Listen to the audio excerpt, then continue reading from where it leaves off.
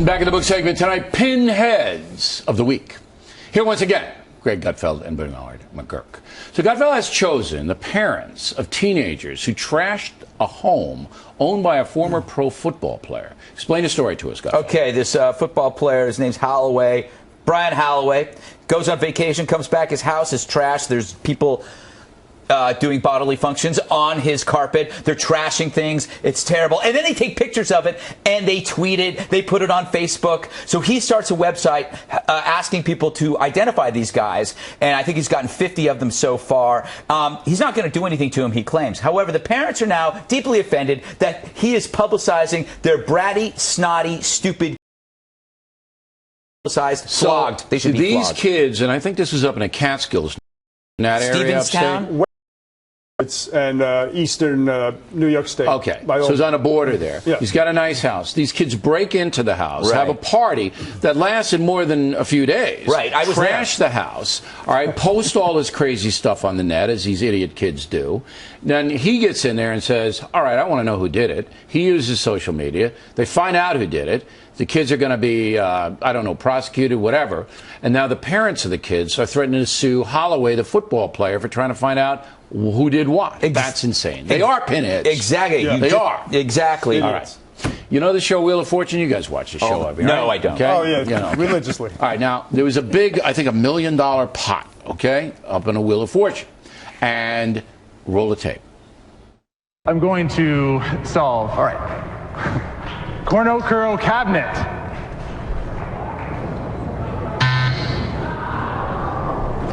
Lewis, your turn. I'll solve. Yeah. Corner curio cabinet. Yeah, that's it. Well, it's one of those, it just didn't come out the way you intended it to.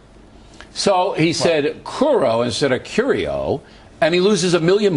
Is that what you're telling me? Well, listen, those are the rules. You got to play by the rules. I don't think it would. What exactly are the rules of Wheel of Fortune? You got to solve the puzzle, and you have to pronounce all the words. That's right. There's a precedent here that they have penalized people in the past for the same thing. So you're a big rules guy. I'm a rules guy, but I didn't know Wheel of Fortune. You had to pronounce Curo, Curio. This is wrong.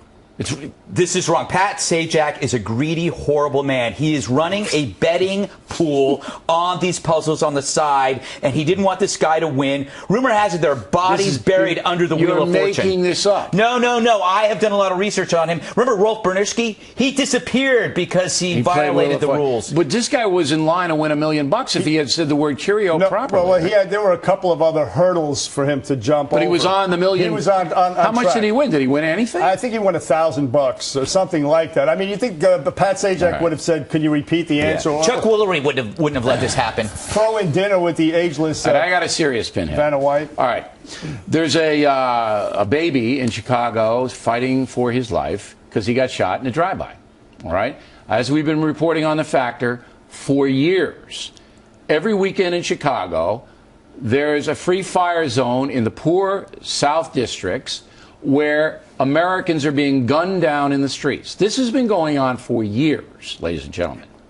The mayor of the town, Rahm Emanuel, cannot stop it. He is a pinhead. There he is in the middle, okay? And Mr. Mayor, you can curse and say bad words about me all day long. You should resign. You can't solve the problem. This is on you. You've had years to solve this problem. Put the state police and the National Guard in those neighborhoods. Stop the mass murder. You're a pinhead. You don't know what you're doing. This continues to go on. It disgraces America, and that's that. Any dissent here? He's more than a pinhead. He's a coward. He's afraid to go after gangs because he's afraid of being labeled a racist. It's easier to blame a Phantom Rifle or Chick-fil-A. You know, black kids dying, white mayor, sounds like maybe racism in that regard. I mean, this guy's supposed to be a tough guy, right? You know, get tough. Well, I mean, look, results are results, right? Exactly. Can the guy control the violence in his town? If it was, the answer is no. If it was happening in his little white neighborhood, I guarantee you he'd take care of it. All right. Pinhead, yes. Gutfeld McGurk, everybody. Factor tip of the